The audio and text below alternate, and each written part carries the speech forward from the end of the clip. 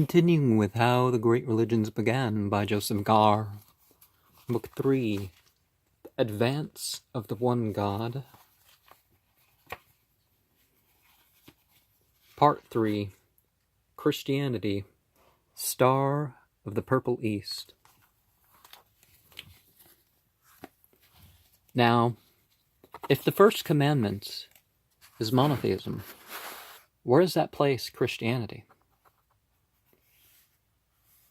If the second commandment is the rights of creation, where does that place certain things that the Bible, alternative scriptural text, or some of them came earlier, and conservative text, the decay and all sorts of stuff, where does that place some of the stuff it said about women? How to treat disbelievers. Anyways. Long discussions followed between Jesus and the teachers of the law and the Pharisees. The Pharisees argued that the holy law must be followed to the letter, and Jesus argued that the religion is not of the heart, that is not of the heart is worthless. Now, it's more important to believe and do the right things than it is to feel. But that doesn't mean you don't feel, that you don't psychically experience things. Jesus then denounced the scribes and Pharisees openly and warned the people against them, and the gap between Jesus and the leaders of the established Jewish religion widened. I remember that word on the Georgian Guidestones that I pointed out that meant, intellectual and the emotional, maybe even sensual side is all said at once. And a lot of these ancient languages, when they talk about the heart, they're talking about more than just some emotional sort of thing. Section 7, the last commandment of Jesus. 3 years after Jesus first appeared and drove the merchants and money changers out of the court of the temple, he appeared again in Jerusalem for the Passover feast. 3 years before he had come alone and narrowly escaped being killed, obviously, if he's pulling stuff like that. Even in this country, you show up at someone's place of business or whatever, and you start trashing things. If they kill you to stop you from destroying their stuff, they're probably going to look the other way, right? Not that one doesn't try to bring in the criminal alive. This time he arrived in the midst of a multitude who sang as they went down the streets, "Hosanna, blessed is he that come in the name of the Lord." And the Lord, coming in the name of the Lord, means you're not the Lord, or you're not Adonai, you're not Yahweh, you're not, anyways. But this is a phrase from, is it Isaiah? It's an old phrase, so people would have been saying it for the holidays anyways, or even outside the holidays. The people of Jerusalem, who know little of Jesus, the Galileans, stopped and asked, "Who is this man of whom you sing?" "Jesus, the prophet of Nazareth." See? And to me, not a God incarnate. The followers of Jesus answered, and they marched on towards the temple, repeating their song, "Hosanna, blessed is he that come in the name of the Lord." Upon entering the temple court, the sight of the cattle dealers and money changers again revolted Jesus. Because that's the first step of jihad, is this isn't right. Or, this doesn't seem like it should be. And again he drove them from the court. The Pharisees and chief priests became seriously disturbed by the daring of Jesus. When he had come alone, they had not feared him. But now that he had a large following, the priests and Pharisees began to fear his power and influence, and they gathered in secrecy to decide how they could stop Jesus from preaching and his following from growing. One of the Judah Barabbas ben Judah, Barabbas being the Greek nickname, when he wrote the book of Revelations, well, that prophecy was fulfilled. Those two people, he was killed next to two people that he stormed the temple with. His two deputy witnesses,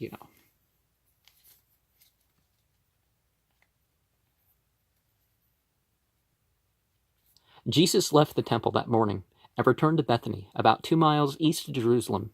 when he was staying with friends, his actions that morning, and his utterances in the temple, he knew had incited the priests and Pharisees. Jesus recalled the fate of John the Baptist. Several times during that day, he told his disciples that he felt his end was near.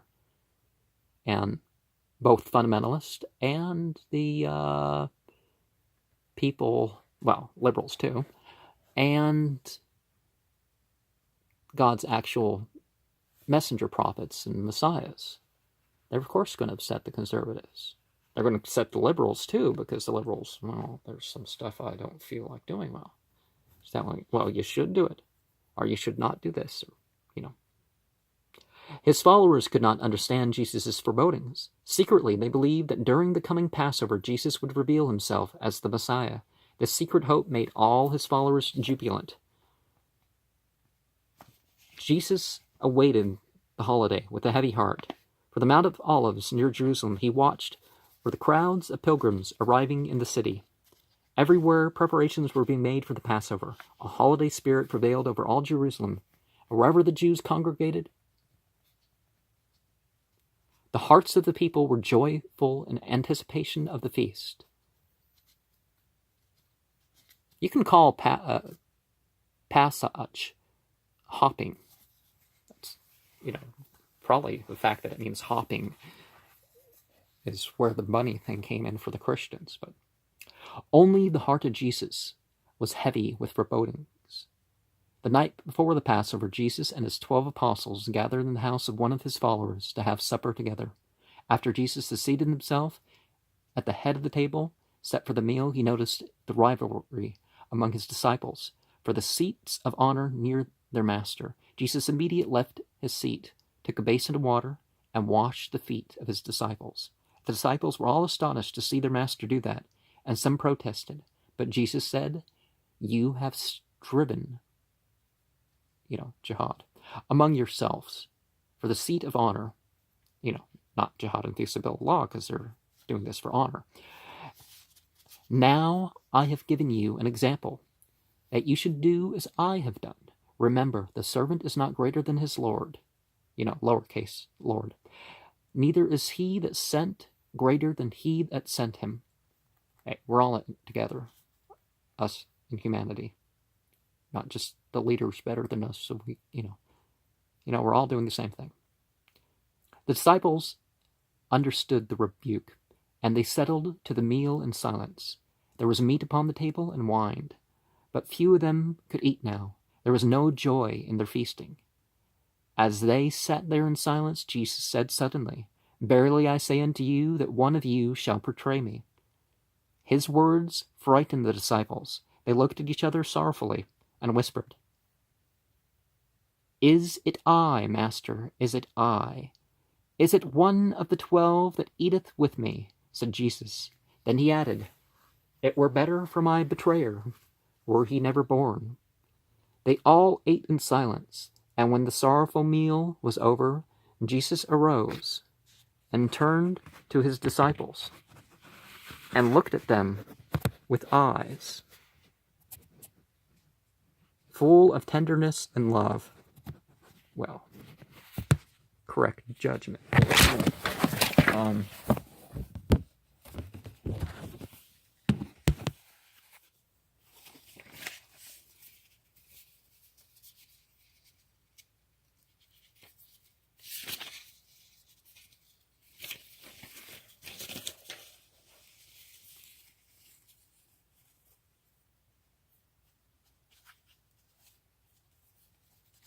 And said, "Children, I shall be with you only a little while longer. Ye shall seek me. But whither I go, you cannot come."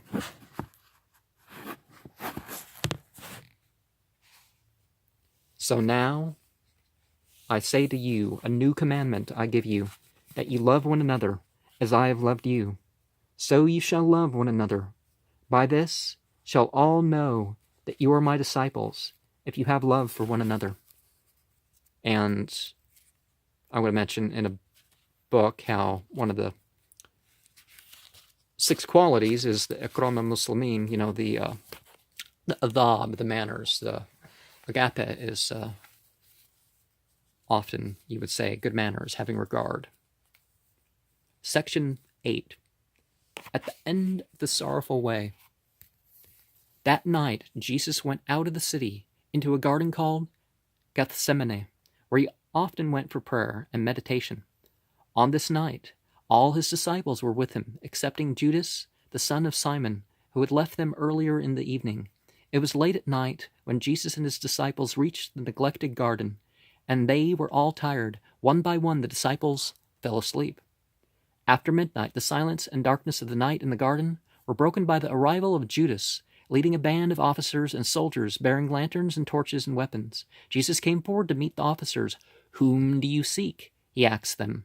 "We seek one named Jesus of Nazareth." They answered, "I am he." The officers laid hands on Jesus and bound him. The noise in the garden woke the sleeping apostles. On seeing the officers and soldiers, they all fled and hid themselves, while Jesus, their master, was led away to the house of the high priest. After a long and weary night of accusations and insults, Jesus was brought into the judgment hall before Pontius Pilate, the Roman governor of Jerusalem, and accused of blasphemy and sedition. Pontius Pilate, who had little interest in the religious quarrels of the Jews, examined Jesus to find out whether he was another of the many leaders who roused the people against the Roman rule of Palestine. It was called Palestine to incur the wrath of the Jews. He found him not guilty of treason and wished to let him free, but the accusers of Jesus brought up other charges against him. "This Galilean stirs up the people against the law," they said. "If he is a Galilean, he should be tried before Herod Antipas, governor of Galilee, and not before me," said Pilate, and sent Jesus to Herod, who was then in Jerusalem. Herod mockingly sent him back to Pilate, and Pilate pronounced sentence over Jesus as finding him guilty of blasphemy, for which the crime he was to be punished by death. It was the custom in those days for the governor to offer pardon before the governor's feast to one prisoner in the land condemned to death. There's no evidence out of this outside of the Bible. Until after the Bible, Christian writers said, "Yeah, it was the case." Why did no one else think it was the case? Now there were before Pontius Pilate Jesus of Nazareth and another prisoner, Jesus Barabbas, a man who stirred up a revolt against the Roman Empire. He was caught and condemned to die.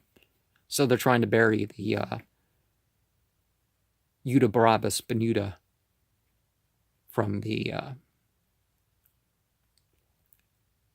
who wrote the book of Revelations and caused the massacre of the innocents. Well, the Romans came in and killed everybody in the town, in the guy's village.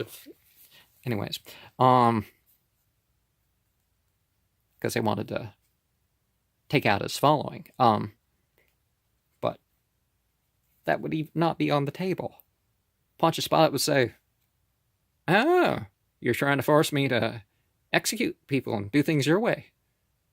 He did stuff like that. He had people, a protesting crowd like that killed, especially when they're calling for some zealot to be freed.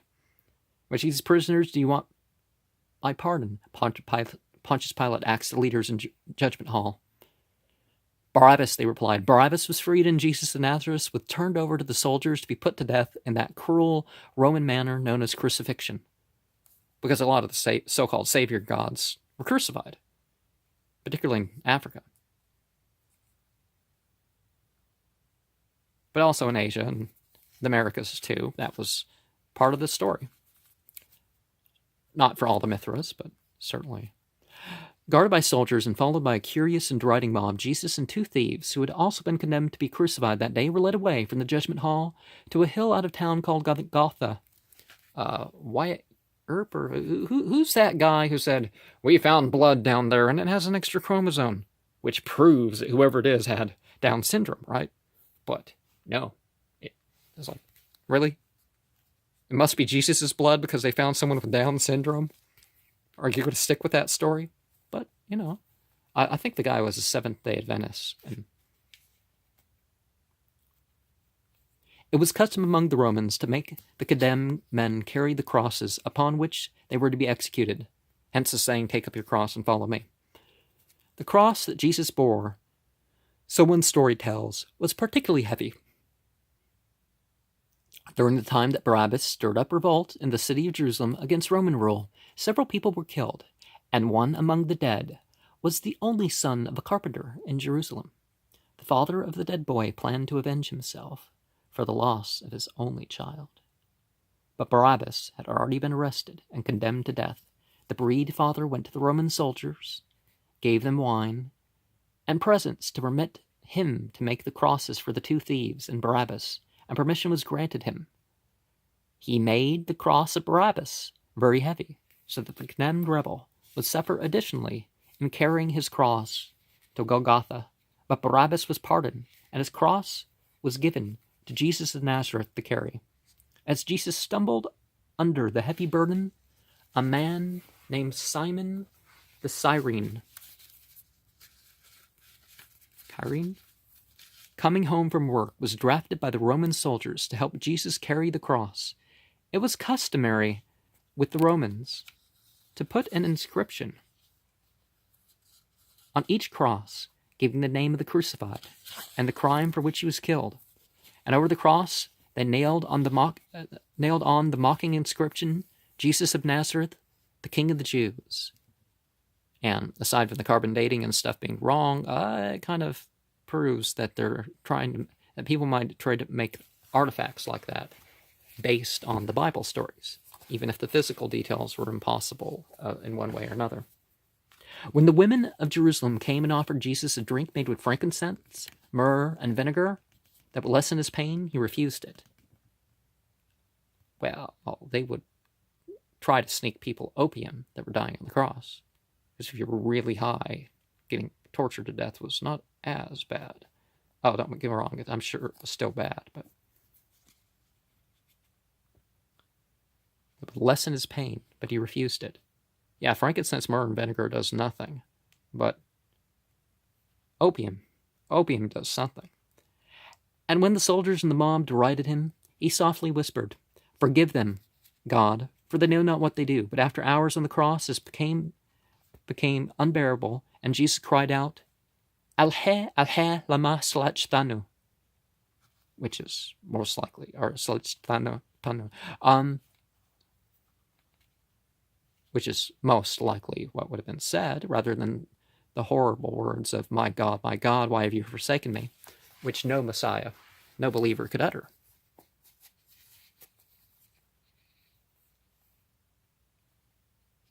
Then he added in a voice hardly audible, "It is the end." Most would say, "It is finished." His head drooped upon his chest. It was the end. Section 9. The Jewish sect called Christians. The enemies of Jesus who caused his death were not so much concerned with killing Jesus as with the desire to destroy the sect he had organized. The death of the leader, they believed, would destroy the sect. They were mistaken. The disciples of Jesus gathered secretly, determined to carry on the work of their crucified leader. Well, the crucifixion's the worst, the organized part of the story for the most part, aside from the whole God part. They called on their dead leader, Jesus the Christ, they called their dead leader Jesus the Christ, meaning Jesus the Anointed One, and they called themselves followers of the Christ, Christians. Actually, early on, this was an insult, so after Paul, they started calling them Christians. The followers of Paul were called Christians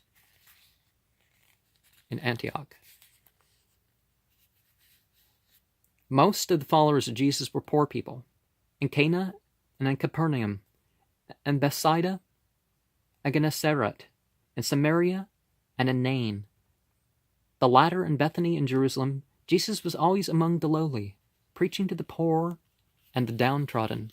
And among the poor and the oppressed, the teachings of Jesus flourished after his crucifixion. Marvelous tales began to be told about Jesus, and it was told that Jesus turned water into wine at a certain marriage feast in Canaan.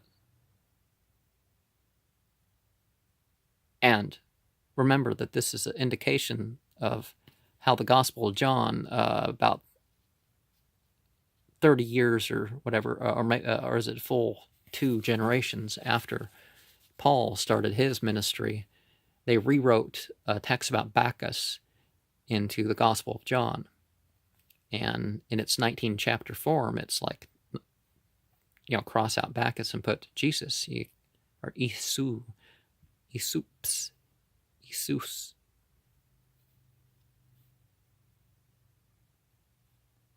And, you basically get the same text.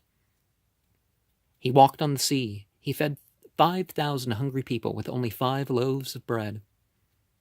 But most marvelous of all were the stories of his healing powers. He restored the sight to the blind, and hearing to the deaf, and speech to the dumb. He made insane sane again. He made the paralytics walk. He made the lepers whole. And remember, one of these insane people was somebody who thought that Jesus was a god, or a son of God. Literally thought he was a son of God, and Jesus was like, well, let's exorcise this guy, and there's some pigs. The pigs will handle the demons better than this guy over here. So the guy stopped being a emo and calmed down after he, and obviously wasn't Christian. But he told how he was corrected. Made this insane saying again. He made the paralytics walk. He made the lepers whole. A lot of prophets did miracles, and Jesus was not unique in any of that. Once, so one story tells, Jesus came by a place called the Pool of Bethesda, where many sick people had gathered to bathe, believing its waters had healing powers. Believe things have the means for God to do stuff. Among the sick was one man who had been lame for 38 years. Jesus turned to this man, and said to him, "Rise, take up thy bed and walk." The man, who had not walked for nearly 40 years, arose from his bed and walked. Not only did Jesus heal the sick through miracles, but he even brought the dead back to life again. The marvelous stories about Jesus traveled rapidly among the poor in Palestine, and they whispered to each other that Jesus, 3 days after the crucifixion, rose from his grave and went to heaven, and there he will remain a time, and times, and half a time is over. Then he will come and reveal himself to mankind.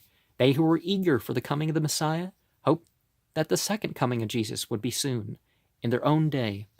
The hope of his immediate second coming gained many followers to the new sect, who believed that Jesus was the Messiah, that Jesus had risen from the dead, and that his second coming was near at hand. We've been waiting for this generation of the Bible to be over with for 1900 years. Yeah, I think that was one of the early things written in the Bible. It's going to happen this generation. It happened before the 3 of the canonical Gospels were written. This is written in. When is this generation going to end? The leaders of the new sect organized their followers into a community that was called the Community of Goods. All who wished to become members of the sect were first baptized. They called each other brother and sister, like any other religious group of the time, really. They ate together. They cared for the sick and troubled. They shunned the rich. And whatever any one of them had was the property of all. Oh, conservatives are not going to like that one. Such was this early Jewish sect called Christians. They gathered in secrecy, and their numbers grew. When the rabbis realized that the followers of Jesus were growing in number, they became alarmed and sent out officers to arrest them and put them into prison. But Rabbi Gamaliel, grandson of Rabbi Hillel, the old whose teachings Jesus admired, saved the leaders of Christianity by saying, "Refrain from these men and let them alone. If their work and teachings be of men, it will come to naught. But if it comes from God, as they claim, you cannot overthrow it. Now, this was something different. There was not the worship of him. There wasn't the idea of him being crucified and resurrected and floating around and stuff. This wasn't there for a while. But I am going to have to share the last couple sections as the late afternoon progresses.